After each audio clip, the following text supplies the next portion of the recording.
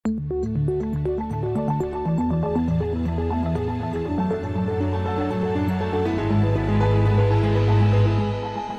This Morning.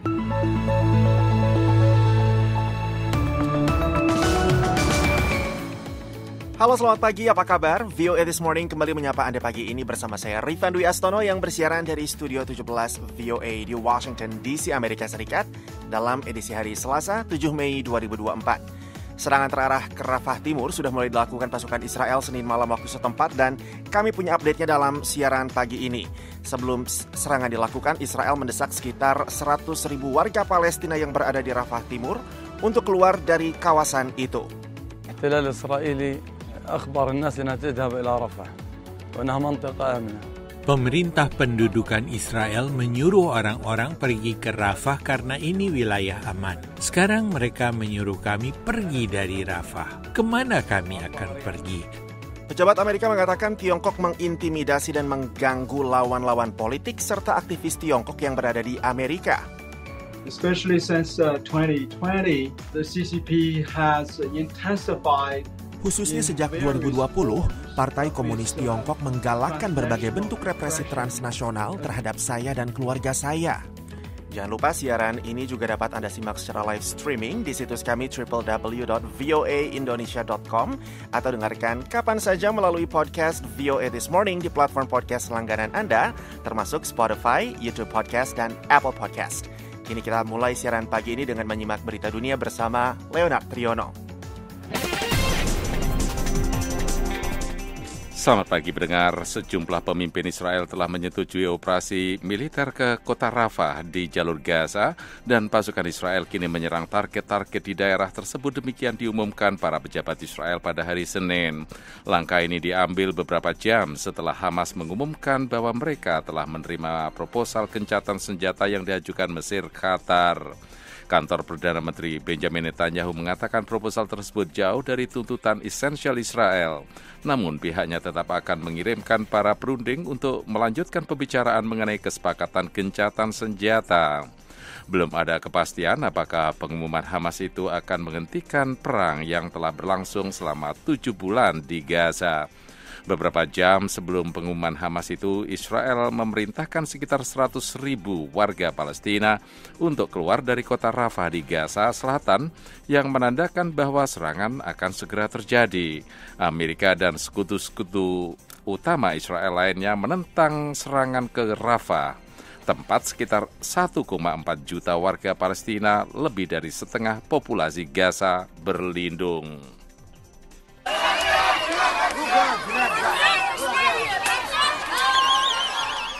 Sementara itu, warga merayakan di luar rumah sakit Al-Aqsa di Deir al-Balah pada hari Senin setelah kelompok militan Hamas mengatakan mereka akan menerima proposal gencatan senjata Mesir Qatar untuk menghentikan perang 7 bulan dengan Israel. Hamas pada hari Senin mengumumkan bahwa mereka telah menerima proposal Mesir Qatar mengenai gencatan senjata guna menghentikan perang 7 bulan dengan Israel di Gaza beberapa jam setelah Israel memerintahkan sekitar 100.000 warga Palestina untuk mulai mengungsi dari kota di Rafah, Gaza Selatan. Belum ada komentar langsung dari Israel mengenai kesepakatan tersebut. Dalam beberapa hari terakhir, para pejabat Mesir dan Hamas mengatakan gencatan senjata akan dilakukan dalam serangkaian tahapan di mana Hamas akan melepaskan sandera yang mereka tahan sebagai imbalan atas penarikan pasukan Israel di Gaza.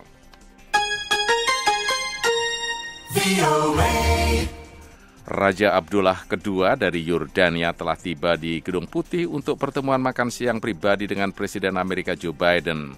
Pada paginya, Senin, Presiden Amerika Joe Biden dan Perdana Menteri Israel Benjamin Netanyahu berbicara melalui telepon, kata seorang pejabat Gedung Putih dan juru bicara Dewan Keamanan Nasional. Keduanya mengadakan pembicaraan ketika Israel tampaknya semakin dekat dan telah melakukan serangkaian serangan terhadap Rafah di Gaza Selatan, sebuah tindakan yang sangat ditentang oleh Amerika atas dasar kemanusiaan.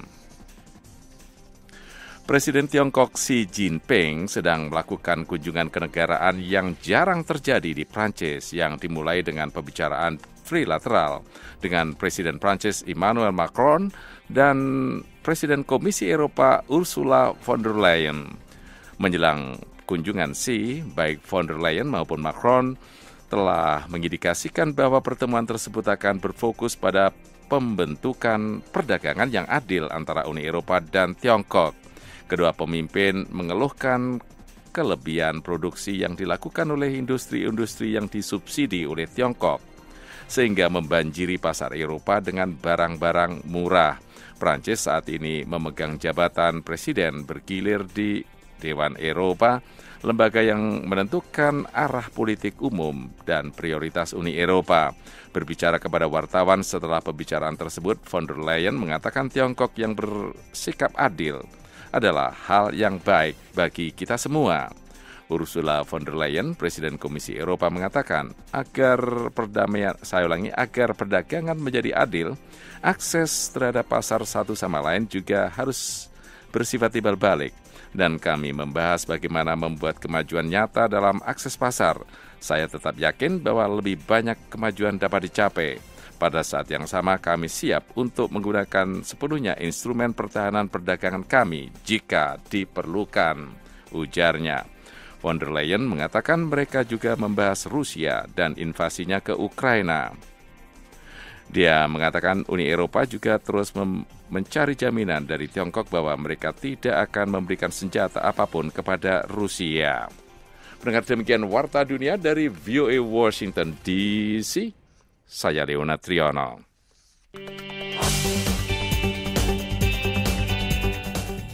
VOA This Morning. Sebelum melancarkan serangan terarah ke Rafah Timur untuk menumpas Hamas Senin malam, Israel mendesak sekitar 100.000 warga Palestina yang berada di sana untuk keluar dari kawasan itu.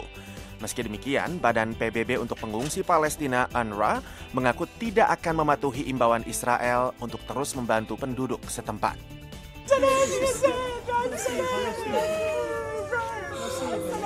Pemakaman para korban tewas akibat serangan Israel ke Rafah di jalur Gaza digelar Senin siang waktu setempat.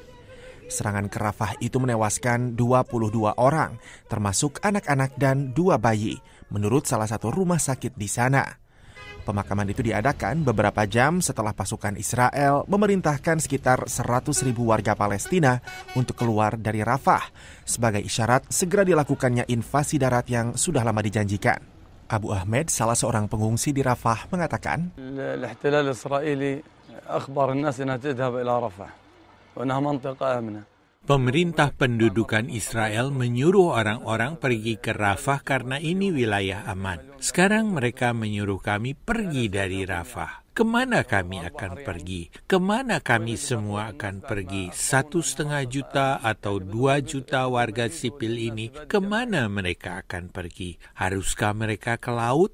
Sementara itu, kepulan asap juga membubung dari sejumlah target yang diledakkan Israel lewat serangan udaranya di Rafah hari Senin, beberapa jam setelah pengumuman evakuasi.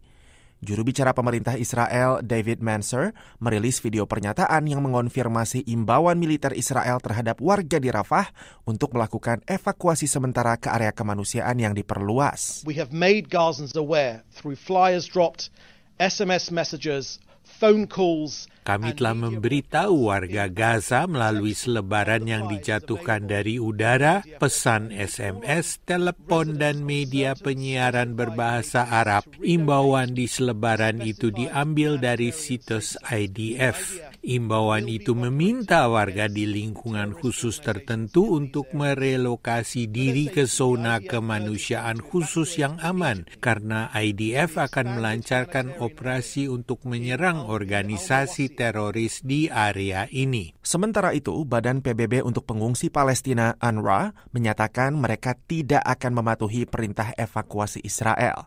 Direktur Urusan UNRWA di Gaza, Scott Anderson, mengatakan, We will stay and deliver specifically for people that choose to relocate from Rafah elsewhere. Kami akan tinggal dan tetap membantu, terutama mereka yang memilih untuk pindah dari Rafah ke tempat lain. Kami tidak akan meninggalkan mereka, bahkan kami akan mengikuti mereka. Saya khususnya akan menjadi salah satu orang terakhir yang meninggalkan Rafah setelah semua orang yang memilih untuk pindah telah pindah. Gedung Putih mengatakan Biden menekankan sikap tegasnya mengenai Rafah, yaitu agar Israel tidak melanjutkan rencana itu kecuali dapat menunjukkan cara untuk melindungi ratusan ribu warga sipil Palestina yang tinggal di sana. Rifan Dwi Astono, VOA Washington.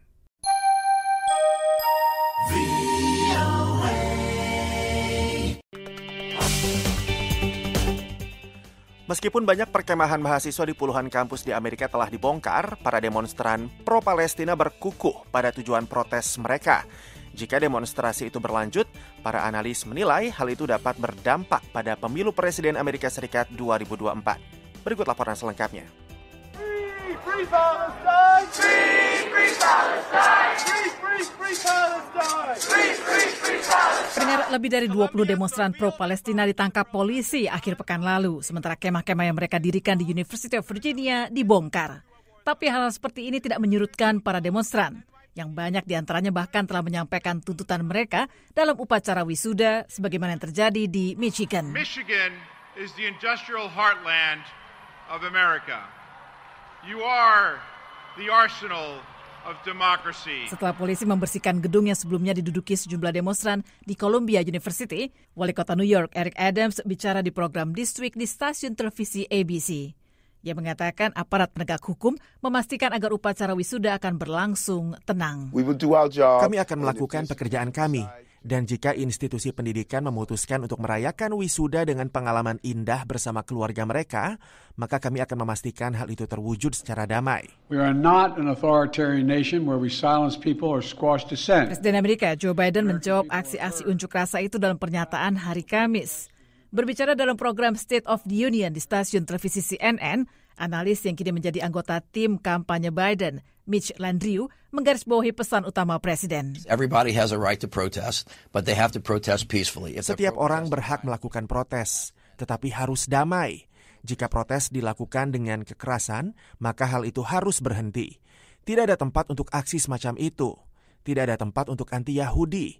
Tidak ada tempat untuk Islamofobia. Calon kuat kandidat capres dari Partai Republik Donald Trump pada hari Minggu kembali menyampaikan kritiknya terhadap demonstrasi pro-Palestina. To every college president, I say remove the encampments immediately, vanquish the radicals, and take back our campuses for all of the normal students. Trump juga memasang pesan di platform media sosialnya Truth bahwa Biden adalah alasan semua demonstrasi yang menjijikkan ini. Ilmuwan politik di University of Michigan, Michael Traugott, mengatakan jelas ini merupakan strategi politik Trump untuk mencegah terpilihnya kembali Joe Biden. And he wants them to stop. Trump menginginkan adanya unjuk rasa. Dia ingin para pengunjuk rasa termasuk mahasiswa ditangkap dan dikeluarkan dari kampus. Tapi dia tidak mengerti atau tidak mau mengakui bahwa Presiden hanya punya sedikit kendali langsung atas semua ini. Lebih jauh, Traugott mengatakan jika demonstrasi pro-Palestina yang sudah terjadi di 43 kampus terkemuka Amerika ini berlanjut, dikhawatirkan akan berdampak pada pemilu presiden November nanti. I think the protests generally do favor Donald Trump. Saya pikir protes-protes tersebut secara umum menguntungkan Donald Trump karena bertentangan dengan pandangan sebagian besar pendukungnya. Dan mereka akan lebih mungkin untuk memilih dia. Sementara di sisi lain, mereka dapat menekan jumlah pemilih di kalangan anak muda, sebagian besar dari Partai Demokrat yang akan mendukung Joe Biden. Saat berpidato di Holocaust Museum, Presiden Joe Biden menekankan berbagai usaha melawan sentimen anti-Yahudi. Sementara Trump minggu ini akan disibukkan dengan keharusan berada di pengadilan terkait sidang pidana di New York. Demikian laporan tim VOA.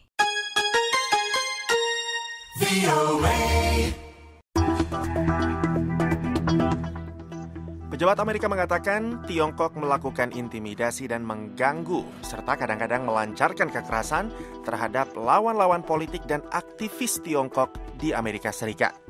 Serangkaian kasus diajukan ke Kejaksaan Federal yang memperlihatkan konsekuensi dari ketegangan geopolitik terhadap warga negara biasa ketika Tiongkok yang tidak mentolerir pembangkangan dan semakin mengancam warganya yang mengungkapkan penentangan ribuan kilometer dari tanah air mereka. Tren dari Tiongkok mengintimidasi pembangkang disebut represi transnasional, dan pejabat AS mengatakan kasus semacam ini meningkat. Bob Fu adalah seorang pendeta Kristen, warga Amerika keturunan Tionghoa, dan organisasinya China Aid melakukan advokasi bagi kebebasan beragama di Tiongkok. Especially since 2020, the CCP has intensified. Khususnya sejak 2020, Partai Komunis Tiongkok menggalakkan berbagai bentuk represi transnasional terhadap saya dan keluarga saya. Katanya dia mengalami gangguan berdampak luas selama bertahun-tahun. Demonstran dalam jumlah besar berkumpul selama berhari-hari di luar rumahnya di Texas Barat dan melakukan apa yang diduganya merupakan aksi yang terkoordinasi secara baik dengan pemerintah Tiongkok. Wu Jianmin adalah mantan pemimpin mahasiswa dari gerakan pro-demokrasi pada 1989 di Tiongkok, dan dia juga disasarkan pada 2020 oleh sekelompok pengunjuk rasa di luar rumahnya di Irvine, California. 但是他们要干的事，要完成的这个任务，都是共产党给他们下发的，跟共产党勾兑，对海外真正的民主意识进行打击的。 Mereka memotret dan membuat video di depan rumah saya setiap hari, dan mereka menyebarluaskan alamat kami di internet. Semua itu menyebabkan ancaman besar terhadap keselamatan dari anggota-anggota keluarga saya. Akhirnya Wu dan keluarganya memutuskan pindah dari California ke Washington DC pada akhir 2020.